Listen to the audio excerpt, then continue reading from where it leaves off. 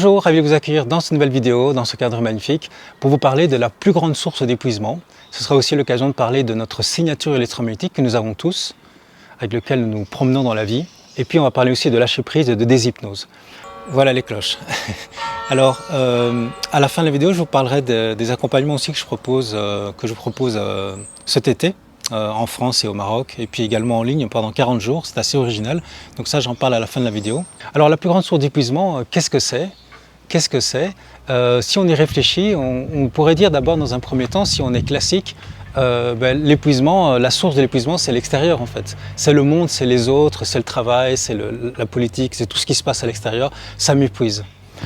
Et on aurait tendance à se déresponsabiliser parce que c'est vrai que c'est épuisant, mais c'est surtout notre façon d'y réagir qui peut être une source d'épuisement. C'est-à-dire que j'interprète ce qui se passe de manière constructive ou négative, destructrice, et selon mes valeurs, selon mon passé, selon mes blessures, selon ce que je suis, je vais être plus ou moins affecté par ce qui se passe à l'extérieur. Donc la vraie source de l'épuisement pour un humain, c'est pas vraiment toujours l'extérieur. L'extérieur est une source d'épuisement, certes, mais ce n'est pas la plus grande. Est-ce que c'est la physiologie, c'est-à-dire qu'on est épuisé parce qu'on a un corps qui est fatigué, parce qu'on a un corps qui est intoxiqué, plein de toxines également, donc rempli d'inflammation, etc. Donc on n'a pas assez d'énergie dans le corps, les mitochondries ne fonctionnent plus. Ça, c'est des sources d'épuisement importantes. Mais il y a une autre source d'épuisement qui est encore plus importante, c'est la tête, le mental, qui est une source d'épuisement incroyable. Je ne sais pas si vous vous rendez compte à quel point nous pensons en permanence et cette pensée prend de l'énergie, elle coûte de l'énergie. Et c'est sans doute la source d'épuisement la plus importante. Il y a la digestion qui prend beaucoup d'énergie aussi, et nos activités motrices, et puis le fait de devoir gérer tout ce stress extérieur. Mais c'est surtout notre interprétation des événements, nos jugements sur ces événements.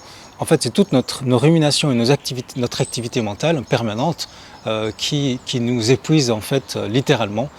C'est là sans doute la plus grande source d'épuisement, l'épuisement nerveux bien entendu, parce que c'est pas ça qui va nous faire perdre du poids, mais c'est un épuisement nerveux très important qui peut nous amener jusqu'à la maladie, jusqu'à la folie, parce que les maladies mentales, le mot le dit, maladie mentale, parce qu'on est trop dans le mental justement. Les neuroscientifiques, en neurosciences, on a montré qu'on avait entre 60 et 80 000 pensées par jour. Et comme ces pensées sont dans 80% des cas tournées vers les problèmes, vers le négatif, ça génère en nous des émotions qui nous épuisent. La peur, c'est très épuisant, la peur, ceux qui vivent des crises d'anxiété, des crises de panique, de l'angoisse, ils le savent, c'est épuisant nerveusement. Et on est tout le temps dans la pensée, ça rumine en permanence, on n'arrive pas à arrêter ça. Quand c'est tourné vers le négatif, c'est vraiment quelque chose qui nous détruit à petit feu en fait. Alors ces pensées, on peut constater qu'elles sont créatrices en fait du passé et du futur. C'est-à-dire que si on y réfléchit bien, le passé et le futur n'ont jamais existé que dans notre imaginaire. C'est-à-dire que si on prend une ligne, le mental fait ça, un continuum entre donc, le passé, le présent et le futur, c'est comme ça qu'on le représente sur une ligne du temps en général, eh bien, on a l'impression que c'est bien séparé. Il y a le présent, il y a le passé, il y a le futur. Mais en fait, on pourrait se dire, oui, mais le passé, il termine quand? Quand est-ce que termine le passé? On pourrait dire maintenant, mais alors quand est-ce que commence maintenant? Quand est-ce que commence l'instant présent? Je vous pose la question. Est-ce que vous avez l'impression qu'il a commencé à un moment donné, ou est-ce qu'il n'a pas toujours été là à l'instant présent? Vous voyez? Mentalement, on va dire non, mais il y a les trois temps, mais en fait on se rend compte que dans notre expérience du réel, il n'y a qu'un seul temps, il n'y a toujours eu que maintenant. Et puis quand est-ce que commence le futur? À partir de quand? Et quand s'arrête l'instant présent donc? En fait on voit qu'il ne s'arrête jamais. Donc dans notre expérience il ne s'arrête jamais. Donc en fait le mental est une machine à voyager dans le temps qui va, quand on va dans le passé, nous amener, comme 80% de nos pensées sont plutôt négatives, nous amener beaucoup de tristesse, de regrets, et des comparaisons, et j'aurais pas dû faire ça, et donc on suppose des choses dans le passé aussi, et puis on a des jugements, j'ai été nul, ou elle a été dégueulasse, il a été dégueulasse, etc. Donc on va avoir de la tristesse ou de la colère, et puis on va aller dans le futur, et on va se projeter dans des films sur notre futur, où je vais peut-être pas y arriver, où je vais me retrouver seul, où je vais perdre mon travail, et puis là on va être très triste. Donc en fait, notre mental nous projette dans ces deux temps, et nous empêche de vivre l'instant présent, qui seul est, puisque nous avons toujours été que dans l'instant présent. Et donc c'est la pensée qui étiquette tout, la pensée qui est un peu ce filtre qui dit ça c'est bien, ça c'est pas bien. Et donc c'est plutôt la pensée, l'interprétation, comme disait Épictète, c'est pas les événements eux-mêmes qui nous stressent, mais c'est l'interprétation qu'on en a, bien évidemment, si c'est positif ou négatif. Comment est-ce qu'on le voit ce truc? J'ai un changement de travail, je perds mon travail, je peux en être très stressé ou je peux aussi le voir comme une opportunité. Donc tout dépend de ma pensée. de la pensée que je vais avoir. Et faisons le jeu de la pensée quelques instants, puisque la pensée, elle étiquette tout. Eh bien, jouons au jeu de l'étiquette et je vous propose maintenant d'étiqueter la pensée pour voir quel type de pensée nous avons, pour pouvoir beaucoup mieux s'en libérer et être moins épuisé. Vous allez voir, on commence d'abord par comprendre, mais tiens, c'est quoi la pensée? Et quels sont les différents types de pensées que nous avons? Alors je propose d'y réfléchir avec moi. Quels sont les différents types de pensées que nous avons? Eh bien, une première pensée qui vient, c'est... alors il y a bien sûr qu'il y a les pensées positives et négatives, mais quel type de pensée positive ou négative? Eh bien, d'abord, il y a les jugements. Remarquez qu'une grande partie de nos pensées, ce sont des jugements. Jugements en permanence, c'est bien, c'est pas bien. Les autres sont pas bien, ou ils sont égoïstes, ou hypocrites, ou c'est un pervers, ceci, ou c'est une ceci. Et moi je suis bien, ou moi je suis nul, parce qu'on peut se juger négativement. Si je suis nul, j'y arriverai pas, j'ai pas de chance. Donc tous ces jugements nous épuisent. On peut avoir des jugements positifs, bien sûr. J'ai de la chance, oh, ils sont super. Et donc là, j'ai des émotions positives. On voit que les émotions sont vraiment liées avec ce déclencheur qu'est la pensée. Donc on a beaucoup de jugements, malheureusement souvent tournés vers les problèmes, donc c'est des jugements qui considèrent que la vie est difficile, la vie est dure, il y a toujours des problèmes, ça n'arrête jamais, quand est-ce que je vais avoir la paix? Donc on est beaucoup dans les jugements, mais on est aussi beaucoup dans les suppositions. Est-ce qu'il va y avoir encore autre chose qui va arriver? Qu'est-ce qui va encore se passer? Et on suppose tout le temps, même dans le passé, on va supposer que si j'avais fait ça autrement, ça ne serait pas passé comme ça, j'aurais pas dû faire ça, donc on va avoir des regrets. Donc on a des jugements, on a des suppositions. Oui, mais si jamais je perds mon travail, si jamais elle me quitte. Et là, on a des stress en fait. Donc, on est dans les jugements, dans les suppositions. On va aussi beaucoup analyser. C'est une troisième type de pensée, troisième type d'étiquette, on pourrait dire. Jugement, supposition, analyse. On analyse beaucoup. Pourquoi ceci, pourquoi cela, pourquoi cela. On va se couper les cheveux en quatre, on va ruminer sur quelque chose. Ça va nous amener du doute. Le doute est très mental. Oui, mais est-ce que j'ai bien fait? Est-ce que j'aurais pas dû faire ça? Si j'avais fait ça plus tôt, on va commencer à analyser telle hypothèse, puis une autre hypothèse. Et en fait, on s'en sort pas et ça nous stresse beaucoup, ça nous épuise surtout. On n'arrive même pas à dormir tellement ça nous épuise. Hein. On n'arrive pas, en fait, on est tellement pris dedans. Alors, on a également des comparaisons. Le mental, il adore comparer.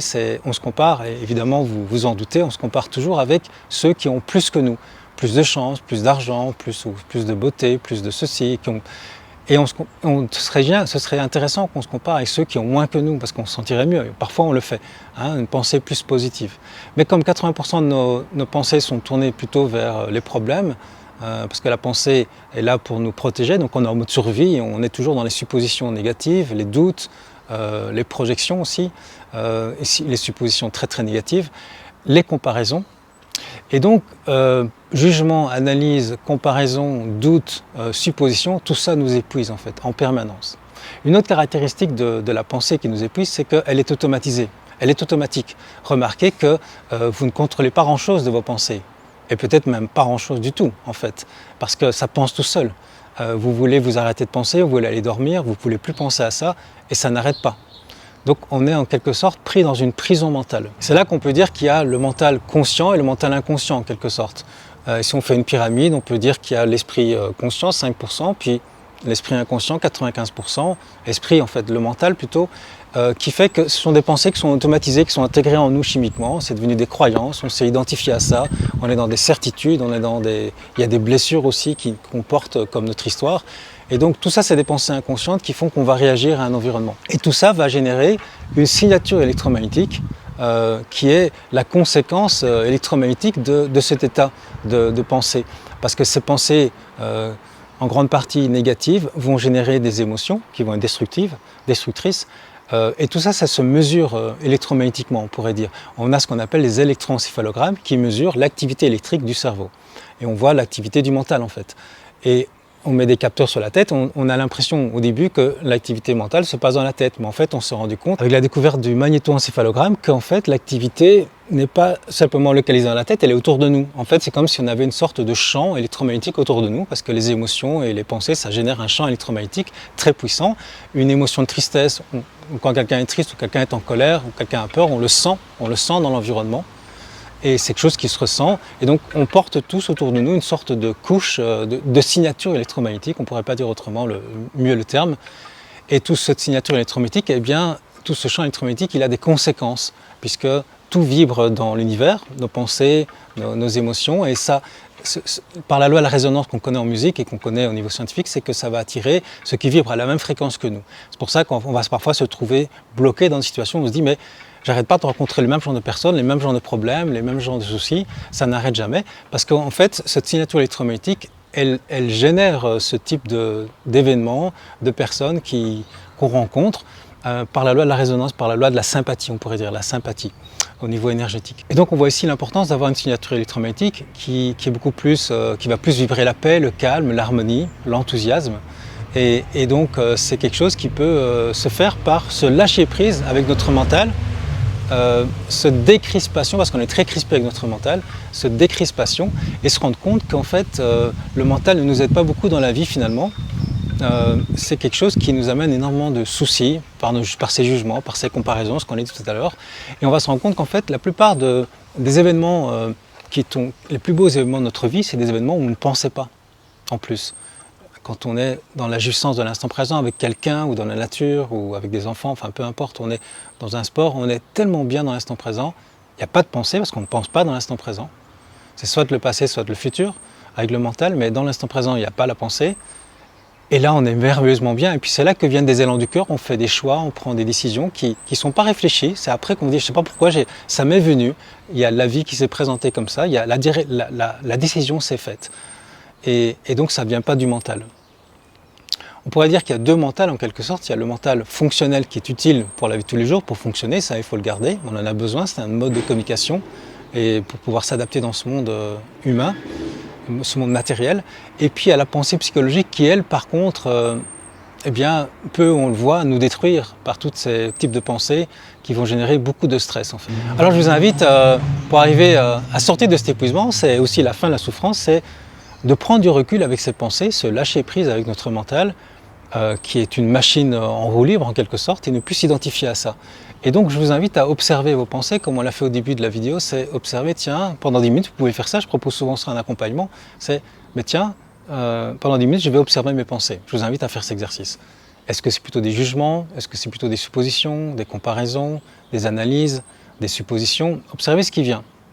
Ou juste des pensées parasites comme ça, la mémoire qui arrive, voilà, des projections, des images qui viennent ou d'un film que vous avez vu. Qu'est-ce qui vient comme type de pensée en fait? C'est intéressant de faire cet exercice pour pouvoir se distancier de ce mental, voir qu'en fait ce n'est pas nous qui pensons, que ça pense tout seul. Et ça c'est une grande découverte, c'est de voir qu'en fait nous ne sommes pas le penseur, les choses se passent toutes seules, la pensée est automatique en fait.